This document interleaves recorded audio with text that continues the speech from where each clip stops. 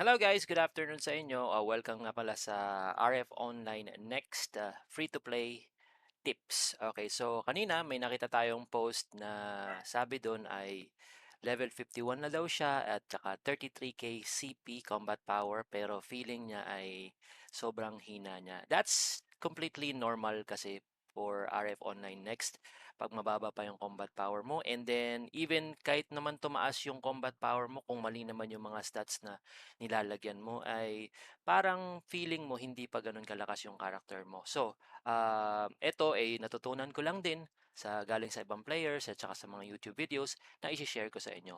Una sa lahat, punta kayo dun sa character ninyo. Eto, makikita nyo yung screen natin. Click ko lang tong weapon. Makikita nyo doon, ang weapon ko ay gumagamit ng weapon attack, pierce attack, pero wala kayong makikita dyan na force attack. So, physical attack. Okay, so yun yung type ng damage na ginagawa ko. At next naman ay punta naman tayo dun sa main stats. Makikita nyo dito, may mga stats dito na parang blanco. And then, ibig sabihin nun, yung mga stats na yun ay hindi kailangan ng character mo. So, depende sa character mo, sa biosuit mo, kung anong klase ng stats ang kailangan mong pataasin. Ngayon, close natin siya. Pag alam mo na yung type ng stats na kailangan ng character mo, punta ka lang dito sa collection. And then you can filter. Okay, simply filter the stats that you need. For example, unclick mo lang yung all and then use attack or physical attack and then apply. Diyan mo na makikita yung mga pwede mong i-collect na mga equipments para yung saktong stats ng character mo ang mapataas mo. At saka kahit na hindi ganun kataas yung itaas ng combat power mo, mararamdaman mo talaga yung stats na dinadagdagan mo. So, kapag may nakita ka na dyan, halimbawa, bigyan ko kayo ng halimbawa, pag nagpa-farm kayo ng isang material or ng collection, halimbawa, ito, ang ginagawa ko ngayon, punta tayo sa exploration.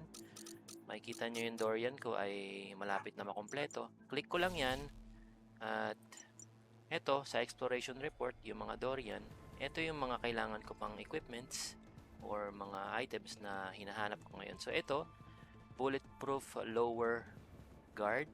So, all I need to do is click that. And then, makikita ko dito, defeat monsters. Diyan ko makikita kung saan siya nafa-farm. So, infected Korra priest. Ito, click ko yan. And then, teleport or kung malapit ka naman, travel on foot lang. So, since nandito na ako kanina, ang tip ko sa inyo, pag nalilito pa rin kayo, pero nandun na kayo sa area, click nyo lang tong icon na to sa may top left. Diyan nyo makikita yung mga pwede nyo i-farm na mga mobs. Click nyo lang dyan yung mobs na gusto nyo i-farm. Halimbawa, infected Korra priest. Tama ba? Dito ba natin siya maano? Oo, nandito yung flexible lower guard at saka yung bulletproof lower guard. So, click lang natin yan, automatic maglalakad na yung character mo dun sa lugar na yun. At you can auto, once na you're there, to farm the equipments that you need. Okay? So, yun lang ang tip natin for now. Maraming salamat. Take care at sabay-sabay tayong nalakas. See you!